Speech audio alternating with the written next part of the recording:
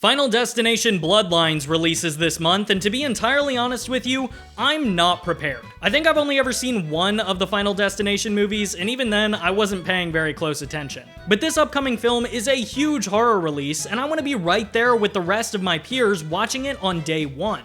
So my friend Alan, who is a bit of a Final Destination expert, a Final Dest-expert, if you will, is on his way to my house right now, and we are going to marathon every single movie. It is currently about 5 o'clock, meaning we're not gonna get done until probably around midnight.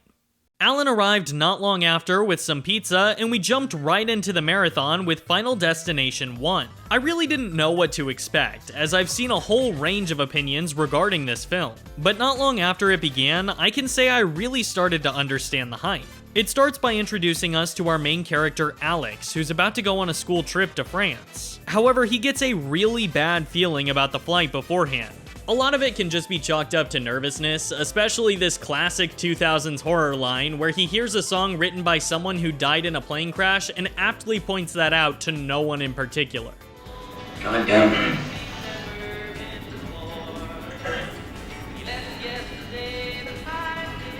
Died in a plane crash. This all comes to a head when he and the rest of his class actually get on the plane, and Alex has a premonition of what's to come. This rightfully freaks him out, so he darts off the plane, causing a commotion and several others to follow after him. When they get back to the airport, everyone is on Alex, telling him he's being irrational and that he just ruined the vacation for everyone. But as they're belittling him, there's this fantastic moment. The plane silently explodes, and the viewer realizes it well before the characters do, as the shockwave takes a moment to break the glass windows. It's a really effective scene, and for how goofy this series can be at times, I'd say that all of the characters react in very interesting and realistic ways. They don't thank Alex for saving them, they're instead immediately suspicious of him. He freaks them out, and they behave accordingly for the remainder of the film. Something else I want to commend this movie on is its ability to explain the fairly complicated rules of its world in an incredibly efficient and understandable way. This is something that, in my opinion, none of its sequels really managed to do, at least to the same degree. They're all far more vague, rushed, or surface level, obviously assuming that you've seen the first one even when doing a soft reboot. But I'm getting ahead of myself. As any fan of this series knows, the movie continues by slowly killing off each character in a grand fashion. Well, most of them in a grand fashion. This is because when they survived the plane crash, death was cheated, and because you can never cheat death, it came for all of them. That is, all of them except for Clear and Alex, but we'll touch on that more later. We finished the first movie in good spirits, and expressed our initial thoughts before the ranking. It's definitely a movie, I think, that when you watch it in a group setting, it's much more entertaining. Yeah. I would never watch that on my own, to be honest with you. A few things that stuck out to me, like I said, I think it would have been really easy, especially given the climate of 2000. Like, we were still sort of in that slasher era when it came to horror movies. I think it would have been really easy for them, had they not gone with this more supernatural element, to instead of just make it like, oh, the Grim Reaper's coming to get you. So in that, I think it was really original and creative. I think this movie's strongest quality is the way that it builds tension. It was very painful to sit through and wait for these kills to occur. And, you know, even though it was really over the top and corny and none of it I would call scary, it still made me feel tense and really anticipated. Well, and you know, because the first kill, I mean, it's probably one of the slowest build-ups, but you don't know what's going to happen, right? Yeah. But then by the time these patterns start reoccurring, you know, the liquid, the wind, the reflection, weird little tells that they have. because it's pretty similar throughout each kill. Once you start seeing those again, it's like, okay, well, where is this gonna go, you know? Sure. Touching on the kills, I want to know your favorite, and I want to know which one you think was the lamest. I think you and I agree on which one was the lamest. Like, it caught me really off guard whenever they had that Regina George scene, and I thought that was funny. That made me laugh. Yeah. But whenever they got to the train, I understand that the point of that was to demonstrate how it works and show like this full, complete puzzle.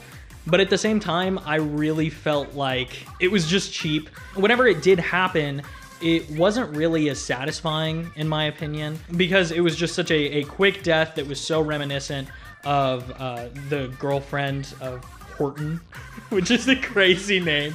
It would be difficult for me to narrow down like a favorite kill, I guess.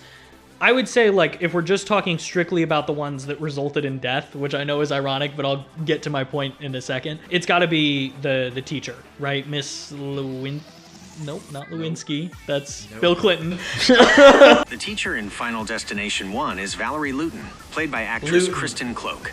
In the film, there you go. Miss Luton. Okay.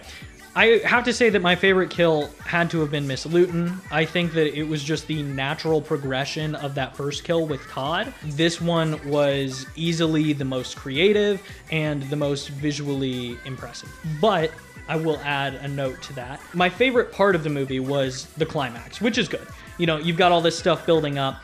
It didn't actually result in a kill, but it's after they explain the rules. So you're like, kind of questioning if it's going to be Alex or Clear who's going to die. And you've got double the stakes, double the anxiety.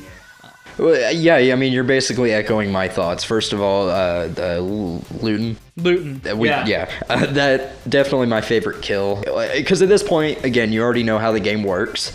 It's just further emphasizing the craziness of it all, I guess. But also, like, I agree in that, you know, like that final, not the very final scene, but when Alex is trying to get Clear out of the car, you know, and that kind of thing, like it's like, what's gonna happen? Like that's really the one point in the film where you don't know what's gonna happen. Since we've only seen one movie in the series so far, that's obviously getting locked into our top spot for now. We went into the second film at around 7:30 and had a lot of fun with it. At its core, this movie is an expansion of the previous. The beauty of Final Destination 2 is clearly outlined in the first few minutes, as our main character, Kimberly, has a premonition of her own, in which she envisions a delightfully gruesome multi-vehicle pileup on the highway. This sequence is easily the highlight of the series. The violence is more fantastical than in the first, but still far more grounded in reality than some of the later entries. Each and every character goes out in a satisfying, gut-wrenching way.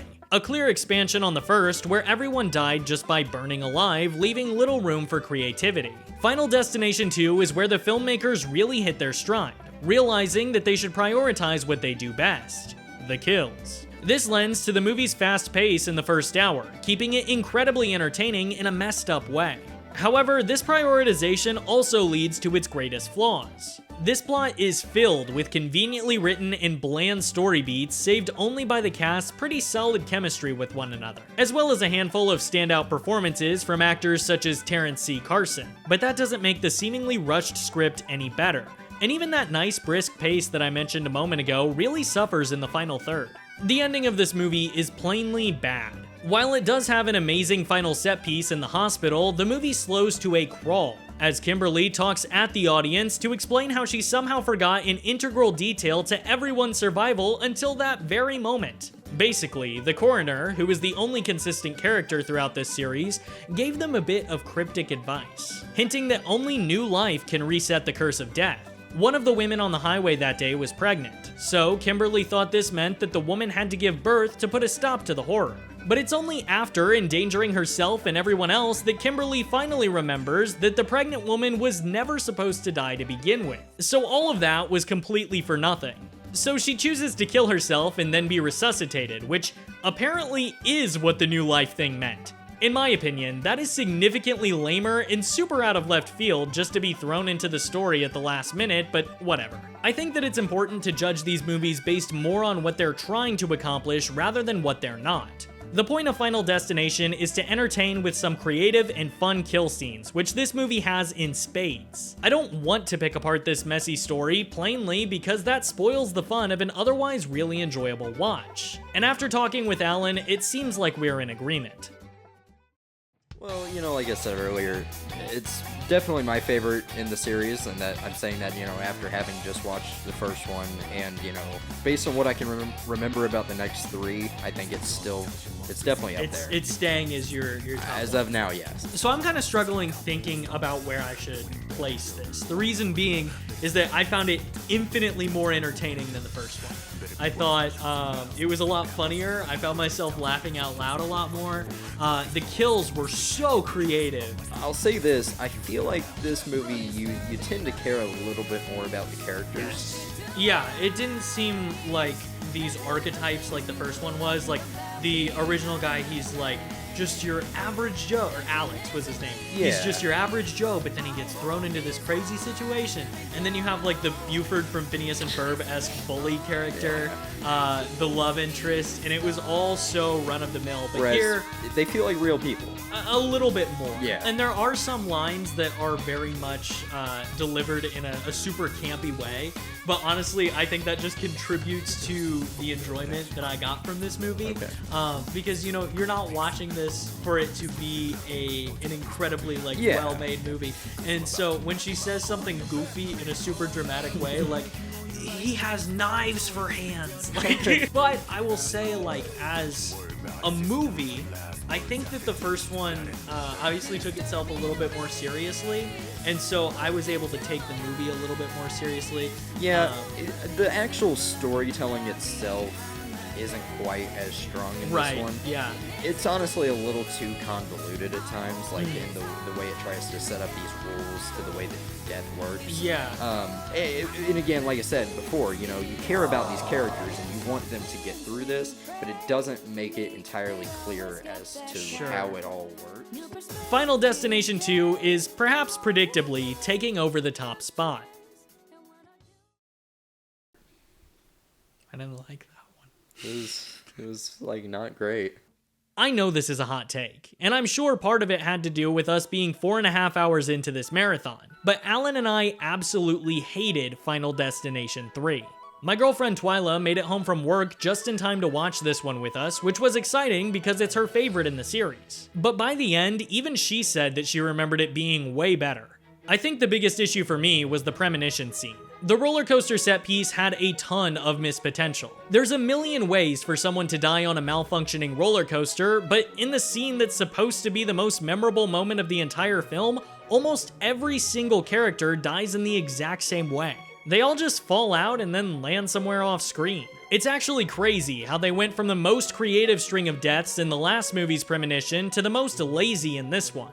The only death that isn't the exact same is this one, where a stray pole slices the guy in half as he's trying to release the main character from her harness. That's definitely an improvement, but by this point I'd seen it all. Car explosions, incineration, and barbed wire slicing. A dude getting split in half by a pole isn't really gonna wow me with the expectations set by the first two films. And this kind of blandness is carried on all throughout the film. Even the most iconic kill with the tanning bed was drawn out and uninteresting in my opinion. With a lot of the longer kills in the series, it feels like watching dominoes fall. Every element pushes something else into motion, which always manages to play with and subvert your expectations. But here, the tanning bed starts to heat up, and then you just sit there for several minutes until the girls look like a glazed turkey. It doesn't display the same level of creativity or create suspense in the same way that I commended the original for.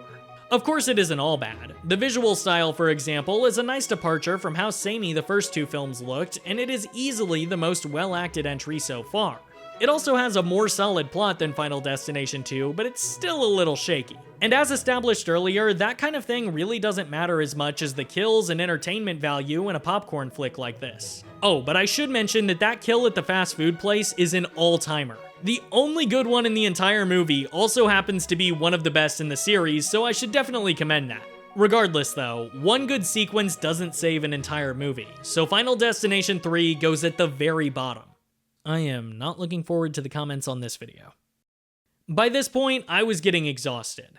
We were running much later than expected, about 2 hours behind, and given that neither of us wanted to keep watching until 2 AM, Alan and I agreed that Final Destination 4, or The Final Destination, would be our last movie of the night. This is widely seen as the worst in the entire series, and while I don't personally echo that sentiment, it isn't unfounded. I see a lot of complaints about all the characters being forgettable stereotypes, and while that's completely true, I don't see it as an issue. The Final Destination sort of feels like a parody of the movies that came before it, which I could certainly appreciate after having watched them for so long. And none of the characters in the series ever really had that much depth. In fact, it all just slowly deteriorated until we got to this point. I think leaning into the campiness here provides a sense of playfulness that this series could theoretically thrive in.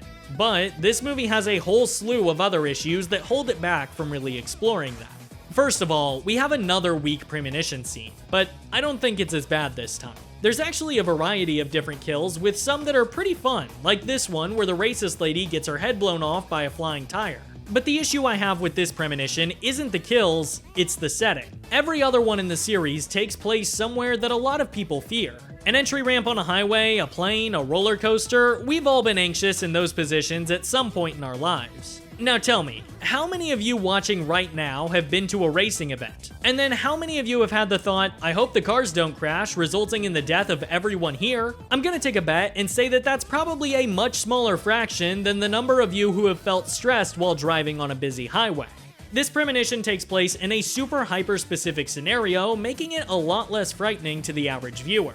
Twyla, who's a former employee of a theme park, told me that she heard someone mention Final Destination 3 nearly every day while she was operating the roller coasters. And I sincerely doubt that that's a similar worry for the comparatively smaller demographic of racing fans. In spite of that, this movie does feature some really cool kills, and the premonition is infinitely more creative than its predecessor. Alan and I gave our final first impressions of the night.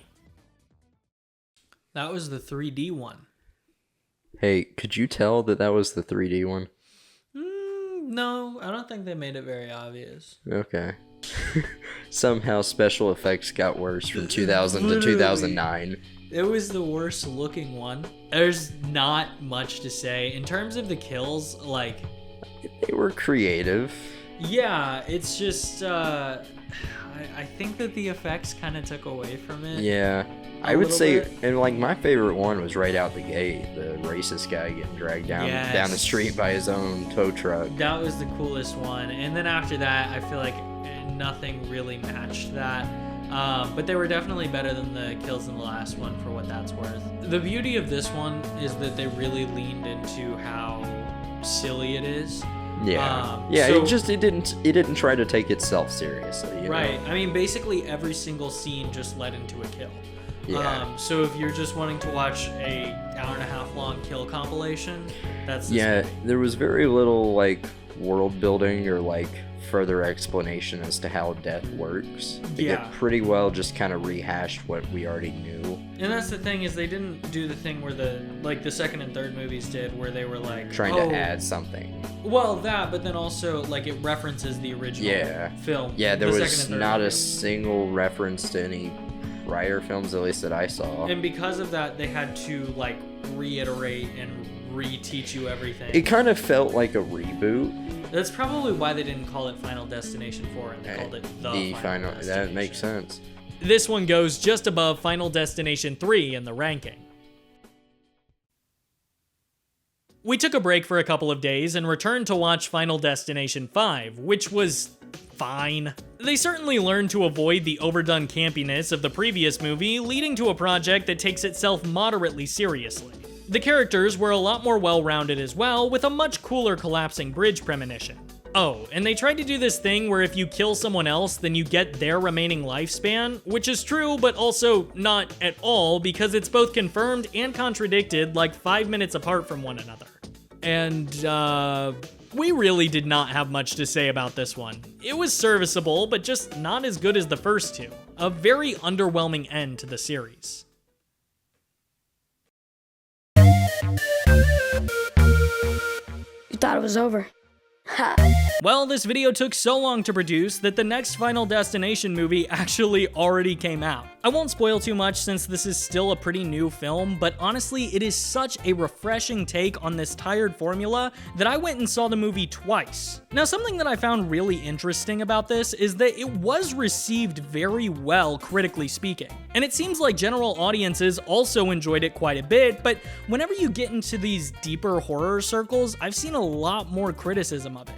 My Twitter mutuals, who are really hardcore fans of this series, are saying that it's one of the worst, and honestly, I don't get it at all. I think one of the reasons why it could really turn off some older audience members is because of how much it plays into the humor aspect of it, but it doesn't do it in the same way as Final Destination 4, where it's super ironic. It plays it completely straight, and honestly, I think it's hilarious. I would say that the best part of this movie is the premonition scene. It is almost as good, if not better, than Final Destination 2's, but I'm not really prepared to say that it's better quite yet, so just imagine that they're on par or it's slightly worse. In fact, it was so good that it was almost a little bit of a detractor. I sort of wish that the movie had gone on with the characters from The Premonition as opposed to jumping ahead however many years it jumped ahead.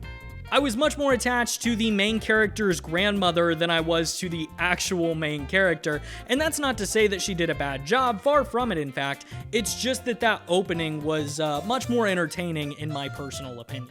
And honestly, now I'm just really wanting a spin-off of a period piece Final Destination movie because I think that would be wildly entertaining. Like I was saying though, after that premonition, the movie is still really good, it's just really unfortunate that it peaked within the first 20 minutes. Overall, Final Destination Bloodlines is a hilarious subversion of that original formula and one of the best movies in the series. And I'm very happy to place Final Destination Bloodlines just barely under Final Destination 1 in the ranking. If you came to this video for Final Destination and don't care about my channel, click off now. Thank you so much for watching and Believe to Achieve, but really quick, I wanted to give an update to all of my more loyal subscribers. Hello, I know that it's been about 3 months. Thank you so much for returning. The reason why I was gone, I think this is a good reason, is because I moved here. I've officially moved in with my girlfriend. I'm sure you saw my new office in there earlier, which is really cool. That's where all the videos are going to be recorded for now. It's just a little bit messy, so I decided to record this section outside of it. And moving has been quite the process, so I really haven't had that much time for YouTube, much less a very ambitious video like this, but regardless, I appreciate your loyalty. I appreciate you coming back. Thank you so much. That said, it seems like every video I post now is very controversial, so please give me your rankings down in the comments below. I would love to read them. Try to keep it a little civil. I know that some people will want to have my head for ranking Final Destination 3 so low, but whatever. And if you don't want to do that, I completely understand. It took me a month to make mine, but maybe tell me what your favorite Final Destination kill has been all throughout the series. But regardless, thank you all so much for watching. Thank you all so much for putting up with my various hiatuses over the years. Really means a lot that you keep coming back, and please remember, believe to achieve.